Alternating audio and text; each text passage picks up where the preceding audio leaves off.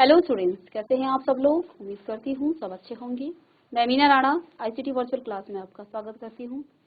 Students, हम पढ़ रहे हैं क्लास 9 की हिंदी। यहाँ हम हिंदी व्याकरण में पढ़ रहे हैं उपसर्ग एवं प्रत्यय। उपसर्ग क्या होते हैं और प्रत्यय क्या होते हैं, ये शब्द निर्माण की एक विधि है। इन विधियों के द्वारा हम नए शब्दों का निर्माण करते हैं। प्रीवियस लेक्चर में भी आपने पढ़ा होगा कि हमने बहुत सारे नए शब्द बनाए हैं।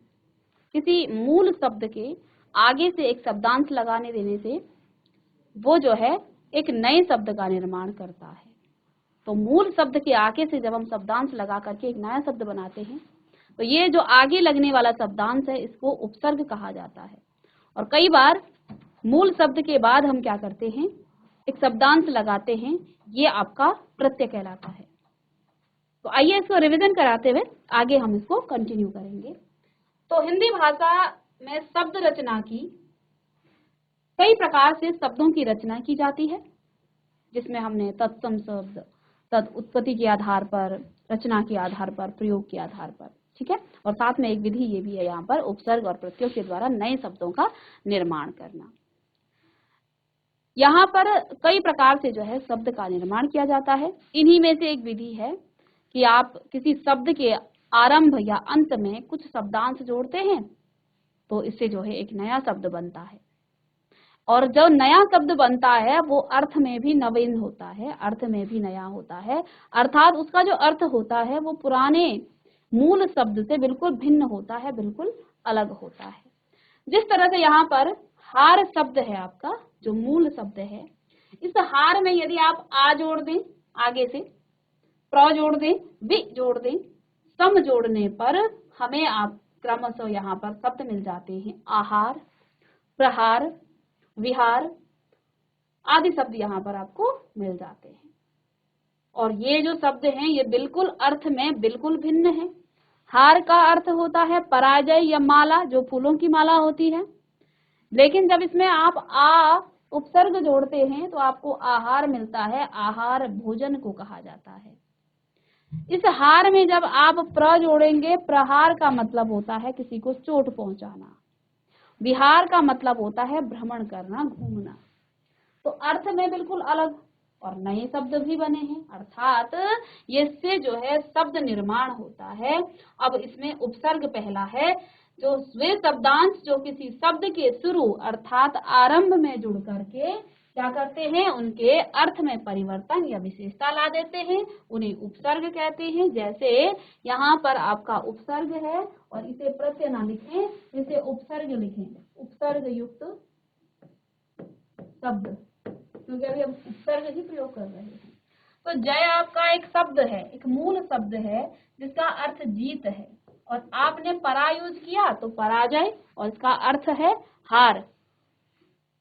फिर सम, सम्मोहन एक नाम है ये सम्मोहन, तो इसमें आपने सम जोड़ा तो ये सम्मोहन हो गया। मोहित कर लेने वाले की जो कला होती है ये आपका सम्मोहन कहलाता है, ठीक है। आ उपसर्ग और गमन, आगमन जाना और आना, अर्थ बिल्कुल विपरीत, नया शब्द बना। अब मान में आपने अप जोड़ा तो क्या आ गया, अपमान, इज्जत, अपमान, मान का मतलब इज्जत, अपमान, ठीक है, बेइज्जती। को पात्र शब्द में आपने को उपसर्ग जोड़ा, कुपात्र यानी कि नालायक, ठीक है। तो जैसे यहाँ पर परा धन जय क्या हो जाएगा, पराजय, ठीक है। ऐसे ही मोहन, इसमें आपने क्या जोड़ा, सम धन मोहन, तो ये आपका सम्मोहन।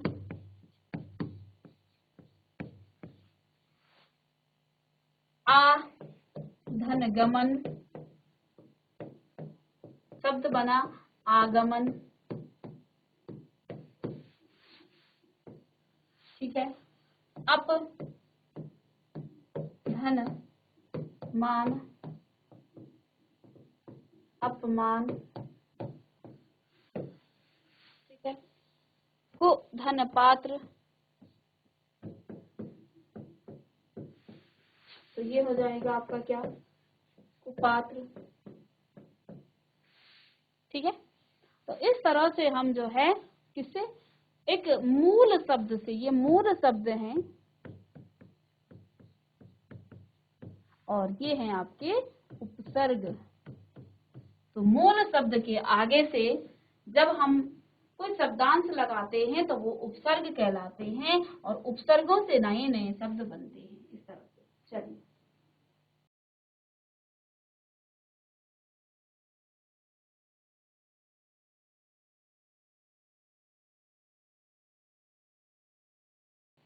चलिए अब इसमें आपने हिंदी भाषा में 3 प्रकार के उपसर्गों की हमने बात की थी, जिसमें संस्कृत के उपसर्ग हम कल की क्लास में पढ़ चुके थे। आज हम हिंदी के उपसर्ग पढ़ेंगे और साथ में विदेशी उपसर्ग पढ़ेंगे। तो आइए एक बार संस्कृत के उपसर्ग भी देख लेते हैं, फिर हम आगे बढ़ेंगे। तो संस्कृत के उपसर्ग किसे कहते हैं? संस्कृत के उपसर्गों को हम तत्सम उपसर्ग भी कहते हैं। ये उपसर्ग उन शब्दों के साथ जुड़ते हैं जो संस्कृत भाषा से हिंदी में आए हैं, जैसे अति धन आचार अत्याचार, दुर्धन लभ दुर्लभ। तो ये सभी आपके संस्कृत के उपसर्ग से बनने वाले नए नए शब्द हैं, जिसमें आपका अभाव, अभी हम आपको प्रश्न भी देंगे। जैसे आप यहाँ से उपसर्ग निकालेंगे, आपको जैसे गम अधिगम दिया गया है, प्रश्न किस तरह से पूछा जाएगा बच्चों, इसमें आपको गम अधिगम दिया गया, अधिगम से आपको उपसर्ग निकालना है, तो गम निकाल दें मूल शब्द और अधि आपका अलग हो जाएगा। तो ये आपके संस्कृत के उपसर्ग हैं।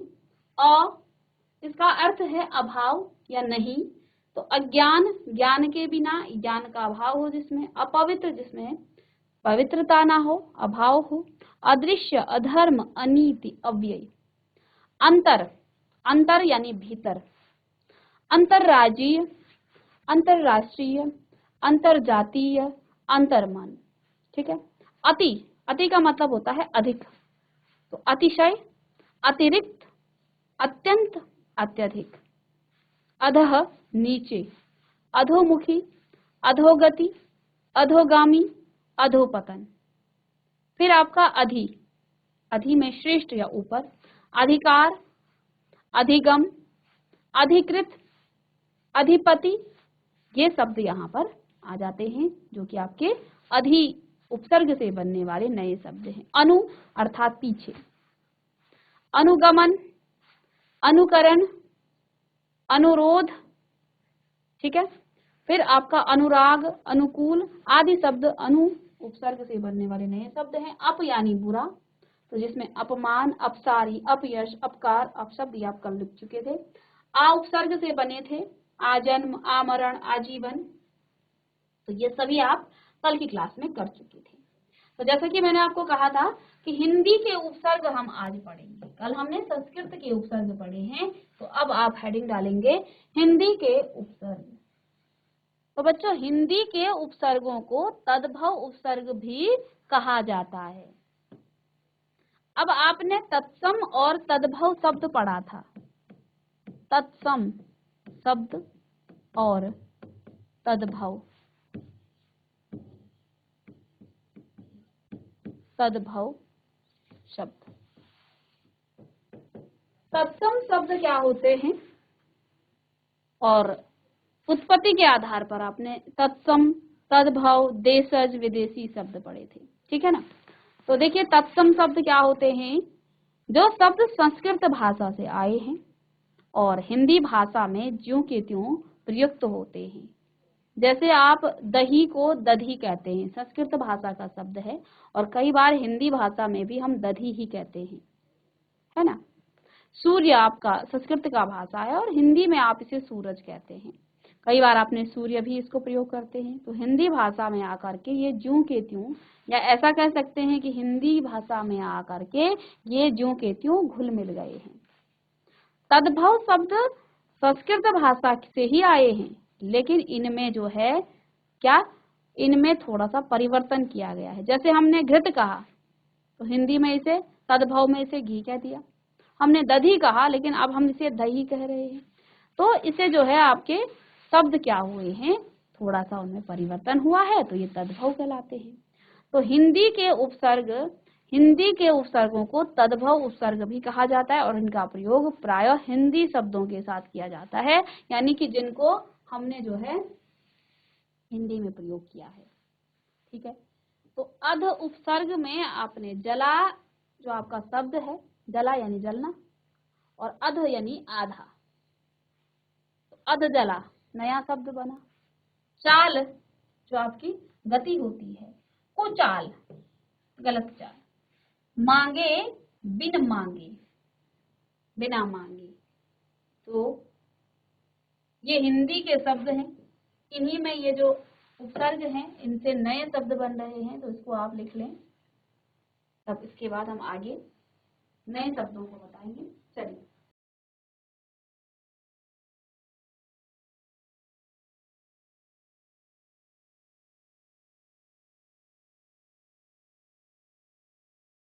चलिए, तो यहाँ पर आपके ये क्या हो गए हैं, हिंदी के उपसर्ग। अब कुछ और आपके हिंदी के उपसर्ग हैं और इन उपसर्गों से बनने वाले नए शब्द क्या हैं। जैसे देखिए अन, अन उपसर्ग से अन का अर्थ होता है अभाव। ठीक है, अन का अर्थ होता है अभाव। ठीक है, अब इस अभाव से यानी अन से बनने वाले नए शब्द क्या हैं, अनपढ़। ठीक है, दूसरा है अनबन, अनजान, अनहोनी, अनकही। ठीक है, इसके बाद दूसरा है अध, अध का अर्थ होता है आधा, और इससे बनने वाले नए शब्द हैं अध खिला, अध जला, अध मरा और अध कपारी। ठीक है, चलिए लिखते रहेंगे इसे। नेक्स्ट उन, उन का अर्थ होता है कम।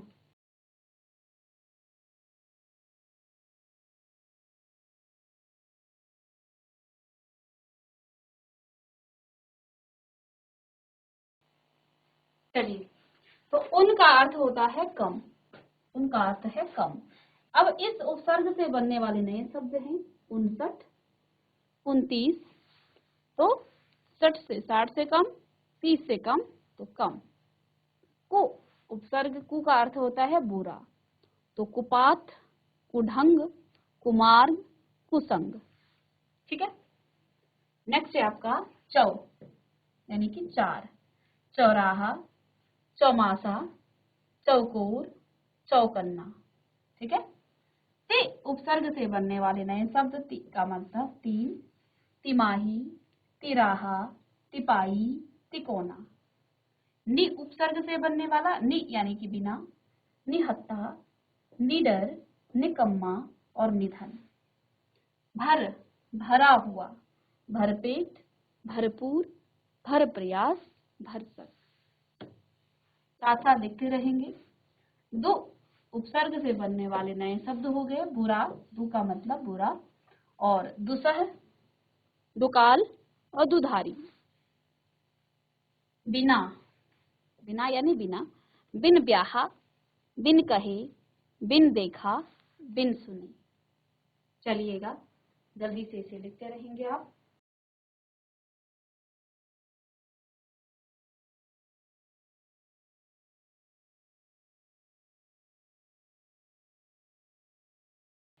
चलिए, तो ये आपके कुछ हिंदी के उपसर्ग।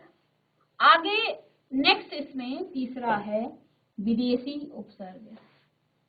अब विदेशी उपसर्ग क्या होते हैं, इन्हें आगत उपसर्ग भी कहा जाता है। जो आपके संस्कृत के उपसर्ग थे उन्हें तत्सम उपसर्ग, आपके हिंदी के उपसर्ग उन्हें तद्भव उपसर्ग, और जो आपके विदेशी उपसर्ग हैं इन्हें आगत उपसर्ग भी कहा जाता है। विदेशी उपसर्गों में आपके अरबी, फारसी और अंग्रेजी के उपसर्गों का प्रयोग विदेशी भाषा के शब्दों के साथ किया जाता है। ठीक है, तो इसमें जो है विदेशी भाषा के जो शब्द हैं उन्हीं के साथ इन उपसर्गों का प्रयोग किया जाता है। तो देखिए, जैसे यहाँ पर समझ, ना समझ, सफर, हम सफर, ये आपके उपसर्ग हैं। दम, हरदम, तो और भी हम कुछ और नए शब्द बनने वाले। देखिए, एन उपसर्ग, एन का अर्थ होता है बच्चों ठीक, कहते हैं ना एन वक्त, ठीक वक्त पर आ गया, एन मौके, ठीक मौके पर। तो दो इस तरह से जो है ये नए शब्द बने हैं, किससे? एन से। इसका अर्थ होता है ठीक। कम, कम का अर्थ होता है थोड़ा, तो कमजोर जिसमें जोर कम हो, कम अक्ल जिसमें अक्ल कम हो, कम वक्त जो वक्त बर्बाद करता है, कम वक्त जिसके पास हो, ठीक है। तो गैर उपसर्ग से बनने वाले नए शब्द बिना, इसका अर्थ होता है गैर हाजिर, गैर जिम्मेदार, गैर कानूनी, दर, में, दरअसल, दरख्वास्त। चलिए लिखें।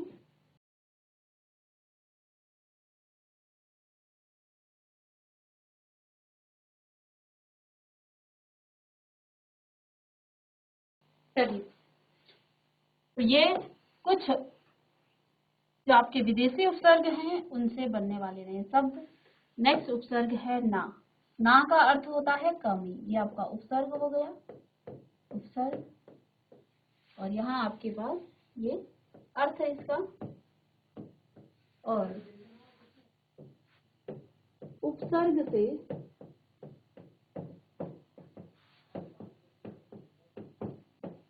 बनने वाले नए शब्द, ठीक है। ना उपसर्ग का अर्थ होता है, ना का अर्थ होता है कमी, तो नादान, ना समझ, ना काफी, नालायक। चलिए लिखेंगे।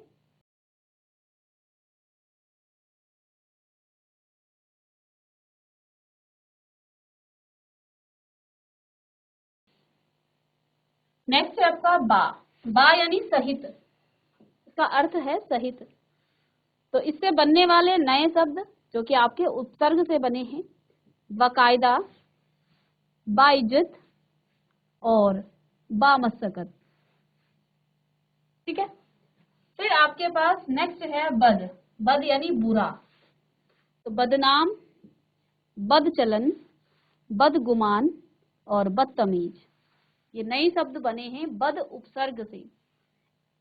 बे यानी बिना, तो बेशर्म, बेपर्दा, बेपरवाह, बेकार, बेकसूर। तो नए शब्द देखिए कितने बने हैं, इन उपसर्गों से नए नए शब्द बन रहे हैं, ठीक है। नेक्स्ट देखिए नीम। नीम का अर्थ है आधा। नीम हकीम, नीम पागल। ला का अर्थ है बिना, लापरवाह, लावारिस, लापता, लाइलाज। सर उपसर्ग से बनने वाले नए शब्द सरपंच, सरताज। हम का मतलब होता है, अर्थ होता है साथ, और इससे नए शब्द बने हमराज, हमदर्द, हमशक्ल और हमदम। ये नए शब्द बने हैं किससे? हम उपसर्ग से। नेक्स्ट है आपका हर। हर यानी प्रति, हर दिन, हर रोज, हर एक, ये आपके हर उपसर्ग से बनने वाले नए शब्द हैं। चलिए खुश यानी अच्छा, खुश मिजाज, खुश दिल, खुशखबरी और खुशबू। ये खुश यानी अच्छा का अर्थ है खुश मिजाज, खुश दिल, खुशखबरी और खुशबू से नए शब्द बने हैं। सब यानी उप, तो सब इंस्पेक्टर, सब मजिस्ट्रेट, सब इंस्पेक्टर, सब मजिस्ट्रेट। डिप्टी का अर्थ भी उप होता है, तो डिप्टी कमिश्नर, डिप्टी चेयरमैन और डिप्टी कलेक्टर, ये भी उप, इसका अर्थ भी उप होता है, ठीक है, तो छोटा। सब इंस्पेक्टर, इंस्पेक्टर से छोटा। सब मजिस्ट्रेट यानी मजिस्ट्रेट से छोटा। कमिश्नर से छोटा डिप्टी कमिश्नर। चेयरमैन से जो छोटी एक पोस्ट होगी, एक पोस्ट छोटी होगी यहाँ पर डिप्टी चेयरमैन, डिप्टी कलेक्टर, सब, वाइस यानी सहायक, तो vice president, vice chancellor, chief अर्थात मुख्य, चीफ सेक्रेटरी, चीफ जज एंड चीफ मिनिस्टर। चलिए, तो ये थे हमारे उपसर्ग और उपसर्ग के प्रकार। तो हमने 3 प्रकार के उपसर्ग पढ़े, संस्कृत के उपसर्ग, आपके हिंदी के उपसर्ग और विदेशी उपसर्ग। उपसर्ग क्या होते हैं? मूल शब्द के आगे जब हम कुछ शब्दांश जोड़ते हैं, उन शब्दांश को जोड़ने से आपके पास एक नए शब्द का निर्माण होता है, ये उपसर्ग कहलाते हैं। ठीक है, तो अब इन उपसर्गों पर बेस्ड जो आपके प्रीवियस ईयर क्वेश्चन कई बार जो है पूछे गए हैं, इनको आपने बताना है। तो चलिए, इनमें से आपने उपसर्ग को अलग करना है। इन प्रश्नों में से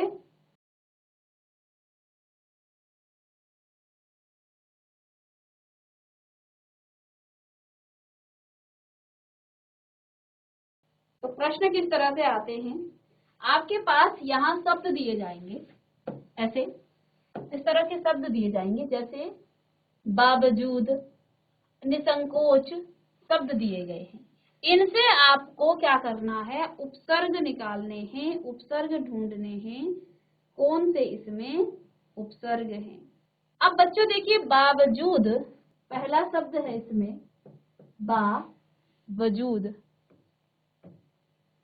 जब भी हम किसी शब्द से उपसर्ग निकालते हैं, हमारा पहला काम है हम पहले मूल शब्द निकालें। मूल शब्द सार्थक होना चाहिए, जिसका कोई अर्थ हो। तो देखो, इसमें हम यदि इस वजूद को अलग कर दें तो बा आपका अलग हो जाएगा। तो बा धन वजूद, तो बा तो आपका उपसर्ग हो गया और ये आपका मूल शब्द हो गया है। ठीक है, इसी प्रकार से यहाँ पर दूसरा जो है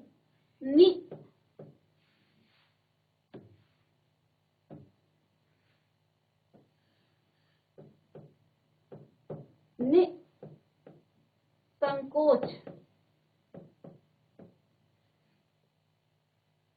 निसंकोच। तो देखो बच्चों, इसमें आपका मूल शब्द क्या होगा? संकोच होगा, संकोच होगा, मूल शब्द यही है। अब आगे क्या बच गया है? नि, और ये आधा सौ है, आधा सौ को आप हलंत में, अब जैसे यहाँ वकायदा,